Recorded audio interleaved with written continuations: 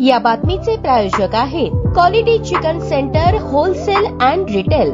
आमचा पत्ता new तिरेगाव forest व फिश मार्केट फॉरेस्ट सोलापूर। अन्नधान्य वितरण अधिकाऱ्यांनी ज्या वाहनाला धान्य वाहतुकीचा परवाना दिला त्यात धान्य भरून आणले आणि वाटेत खासगी वाहनात भरताना सदर बझार पोलिसांनी तिघांना जेरबंद केले आहे। न्यायालयाने त्या तिघांना 1 दिवसाची पोलीस कोठडी ठोठावली असून तांदळाची 230 पोती काळ्या बाजारात नेली जात होती असा पोलिसांना संशय आहे। वरिष्ठ पोलीस निरीक्षक अजित लकडे तपास करत आहेत। शासनाकडून दरमहा गोरगरीब लाभार्थ्यांना स्वस्तात धान्य दिले जाते। शासकीय गोदामात साठवलेले धान्य परवानाधारक वाहनातून रेशन धान्य दुकानांना पुरवठा केले जाते, पण रामवाडी येथील शासकीय धान्य गोदामातून 4,60,000 रुपयांचे धान्य भरून घेतले। त्यावेळी तेथील मुनीम राहुल तुळशीराम गंगावणे यांच्या सांगण्यावरून वाहन चालक अलाउद्दीन गुलाबसाब शेख याच्याकडे शासकीय धान्य वाहतुकीचा परवाना नसताना देखील त्याने त्याच्या टेम्पोमध्ये ते धान्य भरले। तत्पूर्वी ते धान्य गंगाधर नवलिंग खोबरे याच्या परवानाधारक वाहनात भरले होते। शासकीय धान्य खासगी टेम्पोत भरून ते काळ्या बाजारात नेले जात असल्याची खबर सदर बाजार पोलिसांना मिळाली। पोलीस निरीक्षक भालचंद्र ढवळे यांच्या पथकाने त्या ठिकाणी धाव घेत तिघांनाही ताब्यात घेतले। पोलिसांनी टेम्पो चालकाकडे परमिट मागितले, पण त्याच्याकडे ते नव्हते। ठेकेदाराच्या म्हणण्यानुसार शहरातील काही रेशन धान्य दुकानांमध्ये मोठे वाहन जात नसल्याने लहान टेम्पोत ते धान्य भरले जात होते, मात्र त्या टेम्पो चालकाकडे त्या धान्य वाहतुकीचे परमिट नव्हते। पोलिसांनी त्यांना अटक करून न्यायालयात हजर केले। त्या तिन्ही संशयितांना पुन्हा न्यायालयात हजर केले जाणार आहे।